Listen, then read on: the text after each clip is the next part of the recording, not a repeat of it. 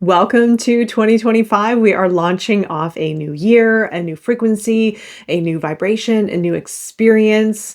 I'm going to go into, most importantly in this video, the North and South Node change happening in January. There will be timestamps below. Just click down if you want to pass through the universal month and year number, go straight into the North and South Node axis. I'm going to divide it up so you can skip ahead if you'd like, but we're going to start with the universal year 9. I've already talked about this a lot, but I'm going to start because this is the first video of 2025. I'm going to go into the year 9, what to expect from a universal year standpoint, but also a universal month number 1 in January, which this is actually a very beautiful symbolic way to start the year. I know many people don't necessarily follow the Gregorian calendar. We can follow these cycles based on seasons, based on the zodiac calendar, based on numerology, which does follow the Gregorian calendar due to the numerological aspects that we can work with to understand the energy and the vibrational frequency of this particular cycle.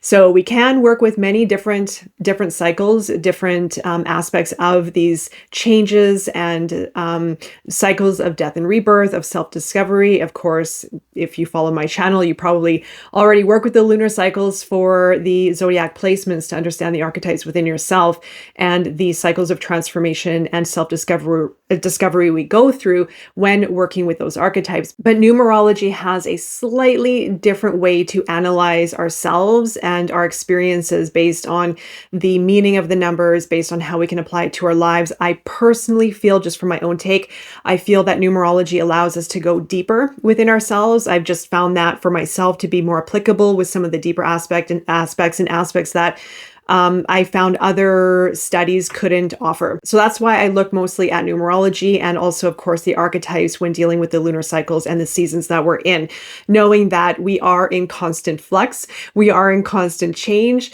The time is moving now, even I would say faster with our evolutionary process. And when we understand these aspects that we have to work with, we will understand ourselves more. We will understand our relationship with the universe more. We will be able to manifest greater. We will be able to heal, transform, all the good, powerful opportunities that are at our fingertips if we grab hold and if we dive deep into these areas of ourselves and of the universe, of what is providing for us. Now, numerology is going to be one of them. So we're going into a year, universal year number 9. I've talked about this many times before. There's going to be even more content going up. I'm going to have a couple interviews as well on different various channels, which I will leave the link in my community board for you to watch as well, where I will talk about the year 9 in more depth, in greater detail than I will maybe here. Sometimes different videos offer different information depending on the conversation, but I'm going to do my best to cover as much as I can. Also, make sure to read my latest article on Substack, where I did go into great detail and great length with the archetype of 9, the meaning of 9, and also, of course, the 2025 symbology, the symbolic aspect of this year from a collective level of where we're going as far as humanity's evolution. And I also am going to add, before I get into the year 9, I also feel there is a greater shift with the light versus dark. This is something I've wanted to talk about for a long time. I will add it in here as just a little bit of a message if you are even experiencing this with yourself or with other people. There is a greater shift happening right now between the light and the dark with regards to choice. Now, some people, even people in the light, we all have a choice of how we are going to, the path that we're going to take, where we want to focus our energy, what we want to be part of, how we want our life to unfold. Sometimes we have to make choices that maybe are on a little bit of the dark side in order to understand ourselves more and to understand the darker aspects so that we can find our equilibrium. But I do feel there is a very strong divide starting to happen. Maybe you've been noticing it yourself, but the choice is now here. We have a choice now to choose, and it's a very, very powerful time to make this choice. It's a very important time to make this choice if we are choosing the light or the dark.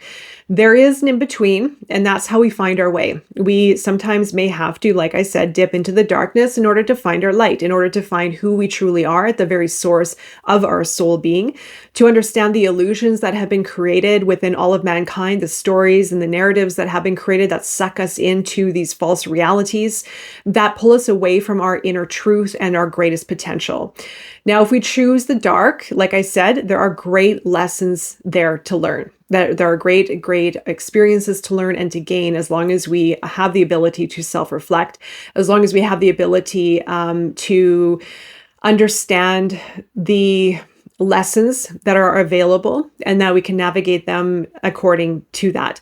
However, a lot of us humans in humanity right now, and especially going into this next year, are going to be given a very, I would say, a very strong and profound choice to make without actually having it being presented to us in a very direct way. It's going to have to come from our inner guidance and in how we choose to show up in the world, how we choose to react to certain situations, the choice of our path in life, people we associate with, the stories we relive, the pain that we find ourselves in, the patterns that we find ourselves in. Now, I don't want to say these are all by choice, because sometimes, for one, our soul has to experience some of these things.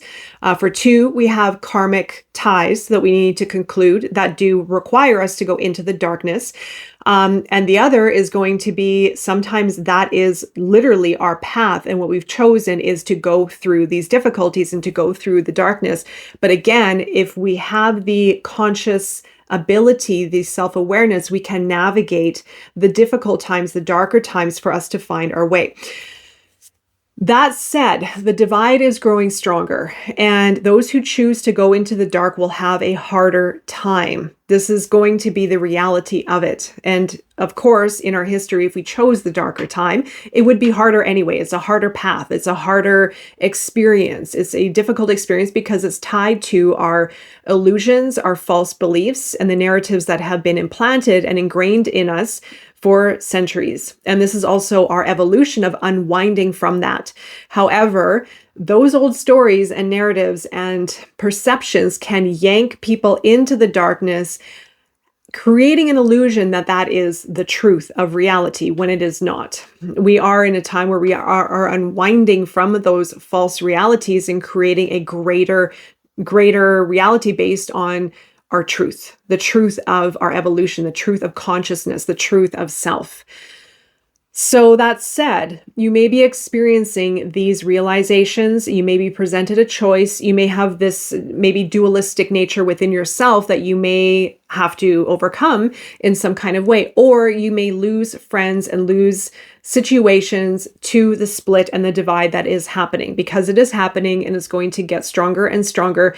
Those who are choosing the light, those who are choosing a path of greatness, of higher potential, of the connection with their higher self and the greatest good of all, will move very fast through that path. Although, of course, there are still challenges that they will have to overcome to move more and more and evolve into their greatest truth and into their greatest potential.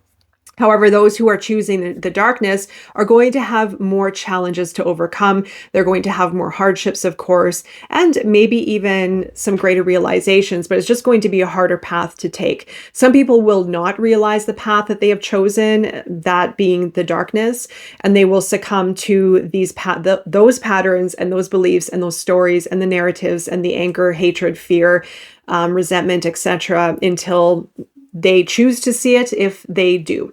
These are the paths that are becoming very, I would say, prevalent and very clear in our time right now, and especially as we are going to move forward, and especially moving into this year 9, and also with the North Node in Pisces, South Node in Virgo, which I will address. All right, so going into the universal year 9, this is a year of collective endings. Now, this is not a finite ending. This is the cycle of life ending, where we become more self-actualized. We become more aware. There's a great deal of wisdom and a great deal of enlightenment that comes with this 9 energy. 9 is a very magical, it's a very mysterious, it's a very complex number. It allows us to go into the depths of ourselves. So you can see the symbology of the 9 with the rounded top. It is of moving us into a greater understanding of ourselves, deeper and deeper and deeper and more. When we learn how to let go and detach from our fears, from false beliefs, from our attachments, from what we've been hanging on so tightly that isn't serving us anymore. When we go through the detachment, when we go through letting go of life is hard, the fear, I can't get out of this. I hate these people, that person, whatever the stories are. When we start to see those stories as the illusions that they are, North Node in Pisces, then we are going to allow ourselves to transmute, to integrate, to release, to become more whole, self-actualized, and enlightened. And this is the constant cycle of the 9. It comes with its challenges because when we are used to operating in certain ways and based on certain stories and certain narratives and perceptions and beliefs, it is very difficult to let go. It is very difficult to trust North Node in Pisces, to trust something better because we haven't felt it yet.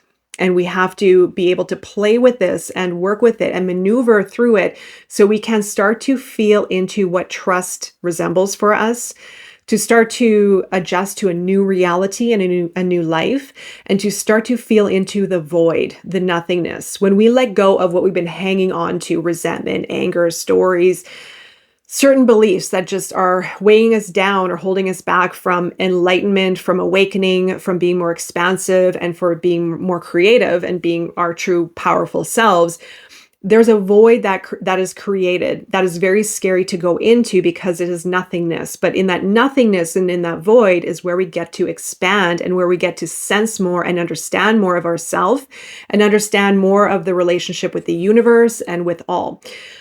So the void can be very scary, although it is the most valuable place that we could ever arrive to. And it can happen over and over and over again with the 9, that circular motion of going in and integrating and understanding. It is the most powerful exercise that you can go through. It's the scariest exercise that you can experience, but it gives you the most value, enlightenment, expansion, and consciousness, a greater evolved state of consciousness, of awareness, and self-realization.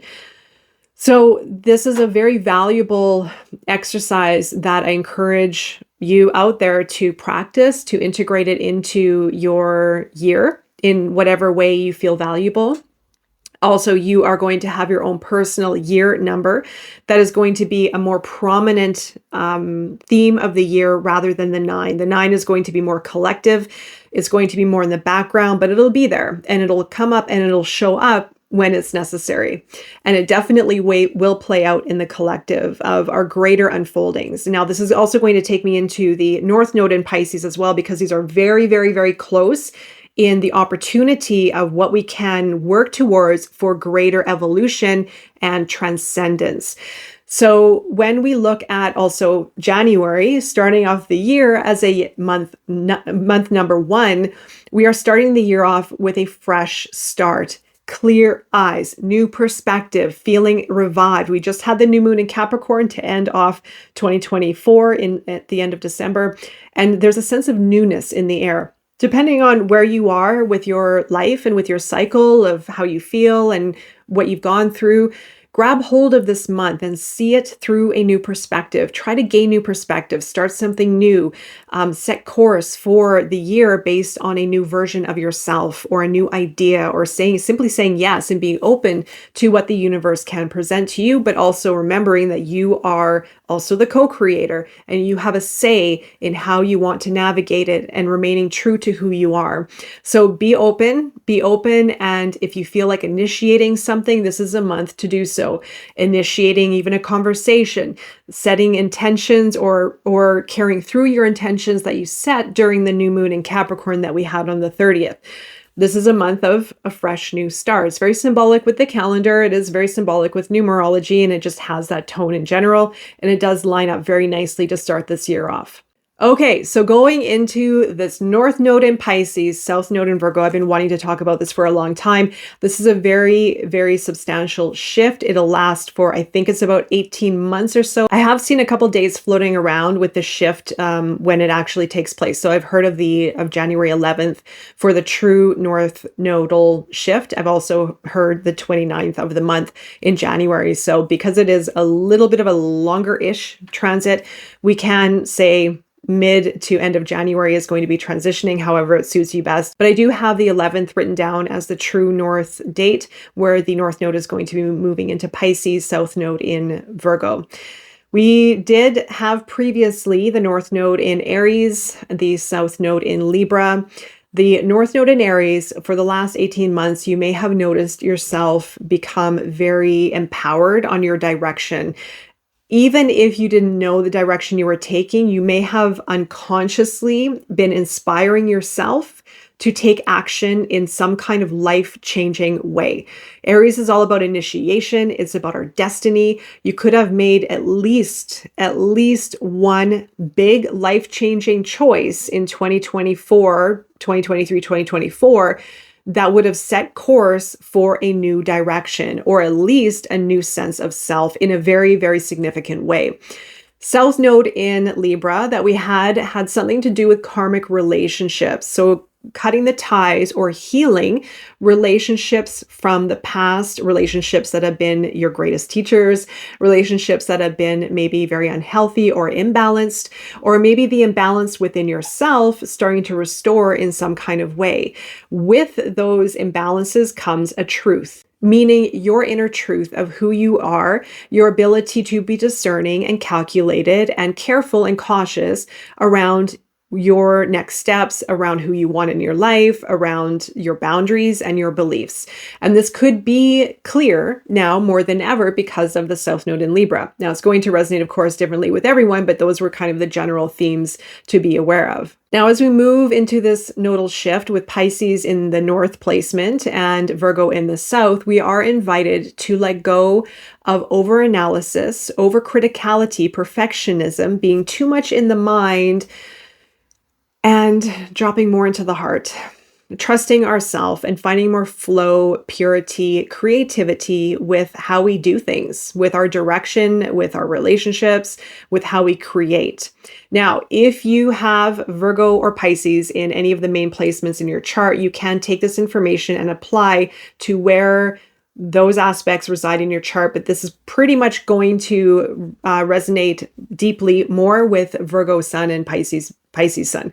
But you can take this information and apply it to a different aspect. Say if you have Mercury in Virgo, which I do, which is going to probably teach me to find more flow and creativity and softness with my communication, with my creativity, which I can actually already feel it happening. So we have the Virgo placement in South, which has a bit of a karmic tie to perfectionism, outdated habits, overthinking, overcriticality, placing a lot of pressure on results, wanting to refine, wanting to fix constantly, holding on to analysis, criticality, overcriticality, even to do with the body, which I'm going to touch on as well. Pisces opposing going into Rahu, the head of the dragon. This is to do with our soul's destiny. This is an aspect that our soul has signed up in some way, shape, or form to experience so that it can evolve, so that it can learn, and it can, in this case, transcend.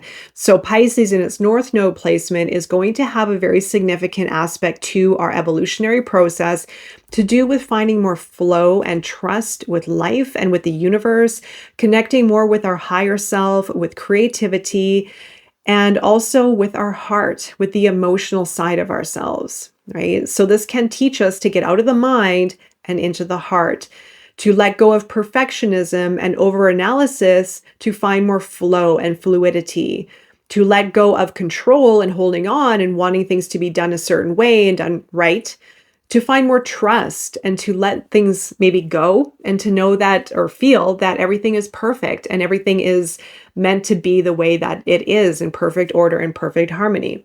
So these are the two dynamics that are going to be playing out. And so take some time throughout this year, moving into next, as to how these aspects play into your life, in relationships and love, in your work and career, even your ability to manifest and co-create with the universe and just physically or mentally or emotionally or spiritually show up, how you are showing up, how you are feeling within yourself. Is there more rigidity and control and analysis and perfectionism or mental overthinking and overanalyzing versus being open and expansive and trusting and feeling and sensing? The invitation is going to be for us to transcend, especially with this collective 9 energy for the year.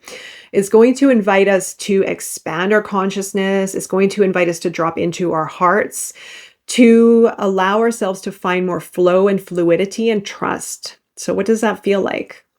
Many of us haven't been here before, and this is a new experience for a lot of us. So how does it feel to trust? How does it feel to find creativity and flow with your day? And how does it feel to transcend? Also, how does it feel to be more spiritually attuned and aware and connected with the ethereal? Pisces can get a bit lost in the spiritual landscape, maybe a little bit detached, or maybe in illusions as well. Illusions are going to be part of this so that we can understand the groundedness aspect of our life, but also to connect with our dreams and to connect with our desires that come from an inner knowing, a connectedness with who we are, the connectedness with our higher self, and knowing that there is more to our practical, grounded 3D experience, right? But we also have to be very cautious of how far we go with that, because we can also get lost in the flow of the detachment of reality altogether if we let go a bit too much. So there's going to be a fine line with this. Use your discernment, of course, to find your path and the best route for you to integrate this practice. Awareness is always key. So keeping in mind these valuable aspects that we have to work with, what is your soul calling you towards? Is there fear? Is there hesitation, resistance to trusting more, to creating more, to being part of something bigger and more spiritual, and connecting with your higher self? When we have been so used to operating within the 3D realm, within our mind, our analytical mind, being so grounded and locked into our old ways, it does take quite a time to let go, to find that trust and to find that flow and the connection with our higher self. And knowing that that connection with our higher self is always there, is always there. The more that we exercise this relationship, the greater trust we will have naturally with life, with others, with our heart, and with the universe. And I feel that trust has really been distorted and almost lost with a lot of us in this world. With this transit, we have a great ability to regain that trust and rebuild that trust within ourselves. And of course, with the relationship with the universe and our higher self. I also do want to mention the relationship with our bodies and with our physical self, as I do feel the South Node in Virgo will play into that specific relationship. When I talk about the body, I also do reference the false beliefs or our beliefs that we have deep within our unconscious. This is why I talk about the unconscious a lot. It's a very confusing, very abstract, and very difficult part of ourselves to understand and to navigate. However, when we start to at least acknowledge it or be curious about the relationship with our unconscious self and especially our body, we will be able to heal ourselves. We will be able to expand our consciousness. We will be able to evolve into incredible evolutionary stages within our development, but we do have to go into the unconscious. This is the one aspect within ourself that is so powerful, yet so understated and often overlooked. Now, the reason why I'm saying it is because it holds a very strong relationship to our body, our behaviors, our mind, and our emotions, how we see and interact and interpret the world, how we perceive the world, the lens that we see reality through. Now, this distortion of our lens could really be challenged this year. It could also be clear this year or moving into this shift, where we are going to be able to see our reality a bit differently if we work with that South Node Virgo, the karmic ties that we need to clear up, or the relationship with our bodies and with certain beliefs that have been restricting our health and wellness, or being physically connected with our body from a deeper place, within a deeper relationship aspect. When we have gone through traumas and difficulties in life, we can become very detached from our bodies. Now, not even just traumas in our lives, but when we become detached, becoming distracted, overworking, being on social media, constantly distracting, not paying attention to ourselves, not giving us the right amount of time and space and privacy to really connect. This can come up as a bit of a karmic lesson. It could be a hard lesson as well that maybe some of us in this world will have to go through in order to understand this relationship, in order to connect more with oneself. We may have some of these big, massive health shakeups that may happen in our world, given that this is also a year 9. This is a year of endings. And the South Node in Virgo, I haven't really caught much information about this, but this is my take.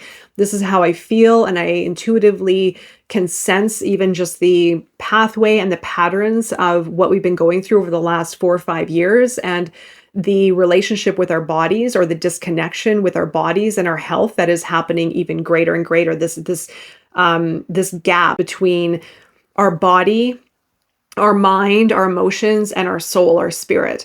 It in some ways has become even wider in some regards, but also in some regards closer. But we have to, in a sense, go through these shakeups and these challenges in order to understand ourselves more. Usually when we go through a bit of a health scare, or someone in our family does, or we maybe can understand it in a different way and resonate with it maybe deeper, or maybe there's all of a sudden a signal going off, or someone might reflect inward, realizing that there's more to our health and our wellness than we originally thought, that we originally were told about. So we have an opportunity now, I feel, to venture deeper into ourselves with this 9 frequency of 2025, where we can connect deeper with our bodies, understand the belief systems within our unconscious and how that plays a role within our health and wellness. And I'm talking diseases, aches, pains, because I would say the majority of it is connected to our belief system. And when we understand that, when we really connect and tune inward, we can alter our complete existence without having to rely on external solutions and crutches and support. We have all that we need within here when we tune in, when we go in, when we understand this very complex aspect of ourself, which truthfully, when we really get into it, it's not that complex at all. It feels that way because we are dismantling illusions and layers of programs where we have been used to understanding and navigating life in a certain way, dismantling those and reestablishing a new relationship with our deeper self. Therefore, we become more of ourself. We become self-healers. We become more attuned and aligned with our body. We can heal ourselves on our own without relying on external solutions and support. We are incredibly intelligent. We have not even scratched the surface of what we can do within ourselves for ourselves. And I feel if we grab hold of this in the right way possible, we will be able to work with this South Node in Virgo in a very, very powerful way. Like I said, there may be more health scares possibly with this universal year 9 on a collective level. There may be more health concerns, but if we look at this in a way as an opportunity for greater growth and greater understanding of ourselves, we can turn this around into something very, very empowering and very healing. Just like the South Node in Libra, where we had karmic relationships, where we had balance restored, where we had to maybe go through some hard relationships, maybe some deep pains and challenges with relationships.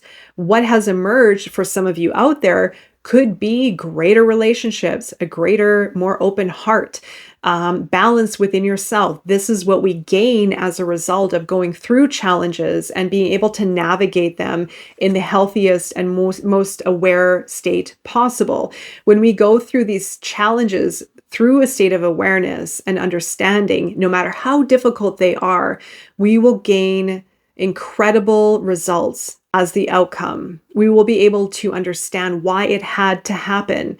Therefore, we gain incredible wisdom and enlightenment as a result, and that is the 9. And so there's going to be a lot of value with this particular transit. And as I've mentioned as well, with this universal year 9 and Pisces, the North Node in Pisces, this is a very transcendent time. We are already on that path of transcendence. We are already on that path of evolution. This will take us to the next level if we are working with it, and if we are on the journey of self-discovery and self-actualization. Transcendence is the next stop. So don't forget about your personal practice. This transit is going to help you get there. This transit is going to help open your eyes, open your mind, open your hearts, open your relationship with the universe, with the cosmos, with your higher self, and even deepen your practice and let go of maybe fear, rigidity, perfectionism, overthinking, overanalyzing, and maybe even old beliefs that are harming the body, for greater awareness and greater understanding of the relationship with your physical self.